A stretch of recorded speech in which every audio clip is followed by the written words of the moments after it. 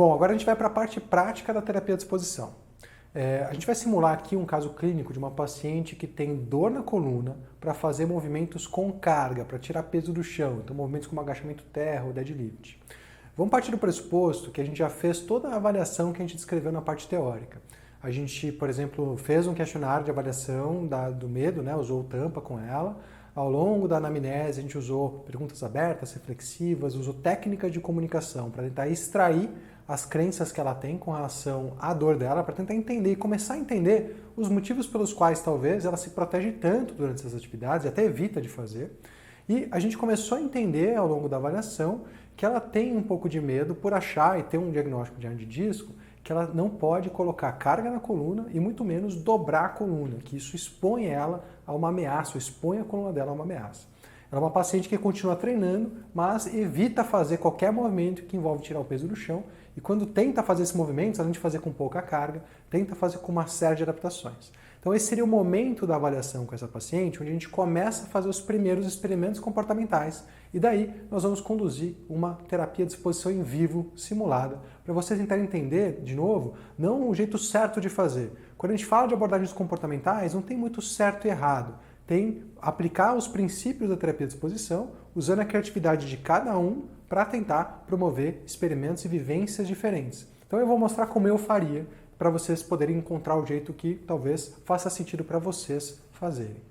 Bom, ao final da avaliação, da coleta da anamnese, de fato a gente vai ter um entendimento sobre quais podem ser os fatores associados com o medo e os comportamentos de evitação dela. No caso, o que, por exemplo, ficou claro para a gente nesse caso é que ela tinha medo, de fato tem, de sobrecarregar a coluna, de colocar carga na coluna e de fazer movimentos que envolvem flexionar a coluna e colocar o tronco para frente.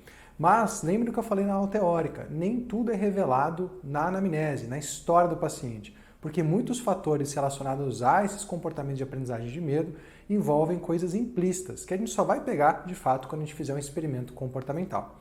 Então, a gente vai simular agora um movimento temido por ela, porque a gente vai para uma abordagem de exposição em vivo. Então, eu vou direto na tarefa que ela tem mais medo e mais relevante também para ela recuperar. Bom, vamos começar com uma simulação de movimento, onde a gente vai tentar simular justamente o movimento que ela tem medo. Pode fazer, por favor. E aí eu quero que vocês observem os comportamentos de proteção que ela pode adotar, tanto de expressões faciais, comportamentos corporais, mas também identificação do movimento, e dado que a gente já entendeu na avaliação que é importante para ela, coisas que ela pode estar tentando fazer para proteger ou para se proteger do que ela acredita que é ameaçador. Nesse caso aqui, ela fez um movimento realmente evitando completamente dobrar o tronco para frente, com a coluna super estendida, e a gente percebeu que ela estava fazendo um pouco de hipocontração e apresentando respostas de proteção, um pouco de identificação do movimento, atenção claramente focada na região que ela teria queixa. Essa é a hora da gente já começar a fazer perguntas abertas. Então, quando a gente faz o primeiro experimento comportamental, por mais que nós ainda estamos na avaliação, vale a pena perguntar para ela o que ela sentiu, quais as sensações que ela teve, o que estava passando pela cabeça dela enquanto ela fazia esse movimento, porque isso vai ajudando ela a extrair, a evocar crenças que talvez não sejam tão conscientes assim para ela. E aí você vai também entendendo como ela se sente ao fazer essas tarefas, né? Então, é uma avaliação, mas para a gente conseguir entender de fato os fatores, vale a pena sempre tentar usar aquelas boas e velhas perguntas abertas e reflexivas. Bom, então, uma vez que a gente entendeu esse comportamento, entendeu que isso faz parte do que torna ela incapacitada para cumprir essas tarefas, a gente vai começar a simular alguns experimentos comportamentais próximos a essa tarefa, porque, de novo, é uma abordagem de exposição em vivo, então a gente vai ficar ao entorno dessa tarefa-alvo, fazendo simulações, e eu vou dar alguns exemplos que eu quero que vocês tenham apenas como uma base, para vocês entenderem como eu faria e se basearem, pensando como vocês poderiam fazer em cada uma dessas etapas. Bom, a gente vai começar, e na verdade eu vou começar aqui com algumas simulações só para ir trabalhando a ideia das diferenças entre flexionar a coluna e dobrar o tronco. Eu quero fazer com que ela consiga vivenciar essas sensações e que, na verdade, talvez a proteção em excesso que ela faz não traga nenhum benefício, nem mude com relação à sensação de dor que ela pode ter ao fazer esses movimentos. Então eu vou começar fazendo alguns movimentos apenas para ela sentir o que é de fato relaxar a coluna e sentir esse movimento de flexão de uma forma não ativa. A gente pode usar, de acordo com cada terapeuta, comando verbal, né, dicas aqui com comandos também tocando na paciente para facilitar com que ela consiga fazer esse movimento, mas eu vou começar aqui dando algumas dicas para ela somatosensoriais. Então, vou colocar minha mão aqui no abdômen dela e pedir para ela simplesmente tentar relaxar o movimento, isso. E uma vez que a gente vê que ela consegue fazer a flexão, e nem sempre isso vai vir de primeira, muitas vezes ela vai tentar fazer isso de uma forma ativa, ela vai tentar manter com a contração, quando a gente vê que ela consegue fazer isso, é o momento de eu parar, fazer uma pergunta aberta para ela e perguntar para ela o que ela está sentindo, quais são as sensações que ela percebe ao manter essa posição. Pedir para ela focar na sensação de tensão muscular, pedir para ela focar na dor dela e pedir para ela refletir sobre o que ela está sentindo. Na sequência, a gente pode voltar para a posição normal e aí eu vou começar os experimentos comportamentais. Vou pedir para ela fazer cocontração ativa, travar bem o abdômen e aí tentar fazer com o abdômen travado o mesmo movimento, porque é um padrão que ela faz recorrentemente. Qual que é o meu objetivo aqui? Que ela consiga sentir que ou se proteger, tentando travar o abdômen, na verdade não protege, causa a mesma sensação, às vezes até causa dor, ou com que ela consiga perceber, na verdade, que fazer de forma relaxada tem a mesma sensação com relação à dor, né? Ou tá tudo bem fazer de forma relaxada e ela não precisa se proteger tanto, eu estou tentando fazer ela experienciar de uma forma diferente. E a gente poderia então fazer ela voltar, relaxa esse abdômen e agora de novo tenta relaxar, fazer de forma relaxada e pedir para ela refletir. Muitas vezes a discrepância, fazer ela perceber extremos, ajuda ela a conseguir entender um pouquinho quais as sensações que de fato ela está sentindo, porque fica meio confuso, principalmente para quem tem dor, conseguir entender muito bem o que está se passando naquela situação. Bom, uma vez que ela consegue entender as diferenças entre realmente flexionar a coluna com cocontração, e ela começa a perceber um daqueles dois cenários que eu falei, ou que dá na mesma flexionar a coluna com ou sem cocontração, ou até que não ter tanta contração é até mais confortável ou até não gera dor, a gente pode começar a complexar um pouco mais isso aqui. Então vamos começar agora a colocar movimento de flexão do tronco mesmo. Coloca as duas mãos aqui para mim, cruzadas, e aí eu vou pedir para ela então tentar simplesmente, usando aqui, eu estou tocando na pelve dela, vou pedir para ela tentar dobrar o tronco, só dobrar o tronco para frente. Manter um pouco essa postura, uma coisa aqui de novo, ela estava evitando com carga, e eu vou pedir para ela sentir a sensação de tensão, sentir fadiga, sentir se isso dói, fazer perguntas abertas para ela. E eu vou pedir para ela voltar, e a gente vai fazer a mesma coisa. Agora eu vou pedir para ela travar bem o abdômen e fazer o mesmo movimento, mantendo o abdômen travado, tentando dobrar, e pedir para ela, fazendo de novo uma pergunta, enquanto ela se mantém na posição, uma pergunta aberta, reflexiva, para ela falar para a gente qual é a dificuldade, muda a dificuldade, qual é a sensação, o que você sente quando você faz isso, o que está vindo na sua cabeça. E aí, ao fazer isso, eu estou ajudando ela, de novo, a evocar emoções, a evocar o sistema de crenças dela. E eu vou fazendo várias manipulações. Eu posso pedir para ela, por exemplo, fazer de forma de novo relaxada, flexionar primeiro a coluna, e mantendo essa forma relaxada, pedir para ela dobrar o tronco, sentir e voltar. E de novo, o que a gente quer é fazer com que ela entenda que o problema não está, de fato, em dobrar a coluna, ou de flexionar a coluna, de dobrar o tronco para frente. O problema está, muitas vezes, se tiver alguma coisa, na forma como ela faz. E de novo, quando eu digo forma, eu não quero dizer forma mecânica correta. Eu quero dizer que justamente ao tentar se proteger daquilo, muitas vezes é isso que faz com que fique difícil de fazer um movimento, ou até com que ela sinta dor. E a gente pode fazer outras variações ainda. Por exemplo, eu posso pedir para ela só dobrar a coluna, manter a posição, enquanto ela mantém a isometria, eu vou colocar uma resistência ao movimento de extensão.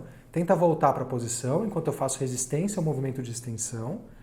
E aí eu vou pedir para ela de novo relatar, refletir sobre o que ela sentiu, volta de novo lá para frente, e eu vou pedir para ela aqui manter com a contração, contrai bem teu abdômen, e agora contra a minha resistência, tenta manter essa contração.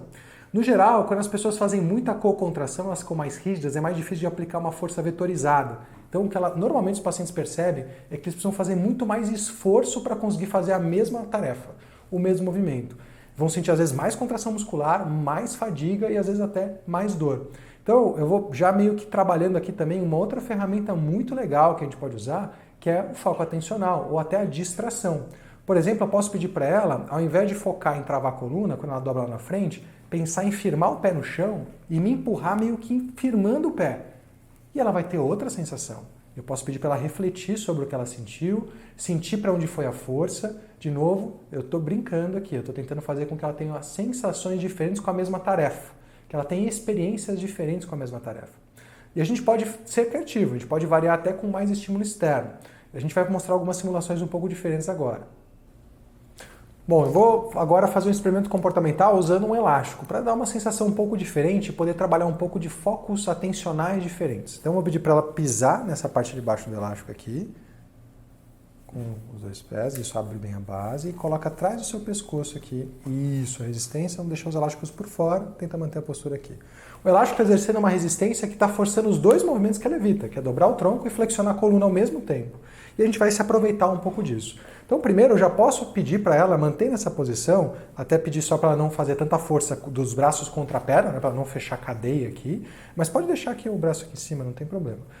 A gente pode pedir para ela fazer de novo aqueles mesmos experimentos. Então, pedir para ela, nessa postura, por exemplo, só relaxar a coluna. E aí, quando eu pedir para ela refletir, de novo, perguntas mais direcionadas sempre ajudam. Então, assim, o que você está sentindo agora na sua lombar? Qual que é a sensação muscular ou de tensão? Quanto de tensão tem? O quão difícil é fazer e manter esse movimento? Você pode fazer perguntas mais direcionadas, volta para a posição, e aí a gente sempre usando discrepância. Tenta contrair bem o abdômen e aí mantém de novo com o abdômen contraído aquela mesma postura. O elástico vai fazer ela ter percepções diferentes, vai exaltar essas percepções diferentes para ela. Vai ficar mais claro para ela a diferença entre manter a postura relaxada e manter muita cocontração nessa postura. Volta, e aí agora vamos em cima do elástico dobrar o tronco. Então mantém o tronco para frente aqui, para e sente a tensão. Sente como é a sensação da musculatura contraindo, sente a sua lombar. Tenta pensar se vem alguma coisa na sua cabeça, se vem algum pensamento, né? Se você está sentindo alguma daquelas emoções que a gente provavelmente já vai ter identificado, às vezes, com o paciente que acontece. O paciente sente que acelera o coração, ele sente que ele começa a ficar angustiado. Então, no começo, você vai ajudar o paciente a identificar isso, e essa é a hora de você perguntar se ele está percebendo algo desse tipo. E a gente vai fazer de novo experimentos, então vamos de novo para frente com o tronco. Agora, em cima disso, trava bem o abdômen e tenta voltar com o tronco com o abdômen travado. E aí a gente sempre, de novo, faz a pergunta para o paciente. A sensação é diferente? A tensão que você sente é diferente? Dói? E aqui a gente está tentando fazer com que o paciente entenda que existem diferentes formas de fazer o mesmo movimento e muitas vezes que a proteção não ajuda ou até pode facilitar com que a pessoa tenha dor. Bom, a gente demonstrou aqui alguns experimentos comportamentais na posição sentada. Eu vou evoluir para a posição de pé para dar um pouco mais de repertório a esses experimentos para vocês agora. Bom, vamos começar dando alguns exemplos ainda na postura em pé. Eu particularmente gosto bastante do elástico, porque é fácil usar o elástico para tirar o foco da região de queixa, né? Para tentar trabalhar um pouco de distração e até para tentar aumentar um pouco as sensações percebidas pelo paciente. Então nessa postura, a gente vai simular os mesmos movimentos. Eu vou pedir para ela agora tentar dobrar a coluna como se fosse fazer um deadlift, como se fosse pegar um peso do chão, mas simulando com elástico e ela vai parar no meio do caminho. Então começa a dobrar a coluna, isso, e faz o movimento, para nessa posição, sente a sensação de contração da tua coluna e aí volta. E a gente pode usar, de novo, variações disso para fazer ela ter experiências diferentes. Contrai bem o abdômen e faz o mesmo movimento, mantendo com a contração, tenta dobrar mais a coluna para frente, mantendo com a contração, para, mantém e volta. E aí, o que eu quero aqui com ela, que ela reflita, é que, de novo, a cocontração não ajuda ela a lidar com essa tarefa. A cocontração deixa mais difícil, deixa mais custoso, faz sentir que tem que recrutar mais músculo para manter. E às vezes vai até causar mais dor. E aí eu deixo ela, uma vez que ela experienciou, tentar achar algo confortável. Agora faz de um jeito confortável, o mesmo movimento. E a gente, de novo, está experimentando dobrar a coluna. Estou fazendo ela se expor a essa tarefa algumas vezes e a gente tem que sempre ficar atento às respostas comportamentais, expressões faciais, identificação do movimento. Mas estou deixando ela experimentar mais distante, mais solto, deixando ela vivenciar um pouco mais esse movimento. A gente pode fazer pequenas variações disso agora.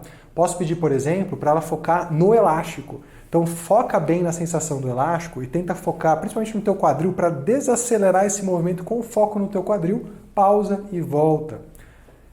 E aí a gente está fazendo ela fazer os mesmos movimentos, mas com foco em outra região. Eu poderia fazer uma série de variações usando distração. E a gente pode também oscilar essa mesma tarefa.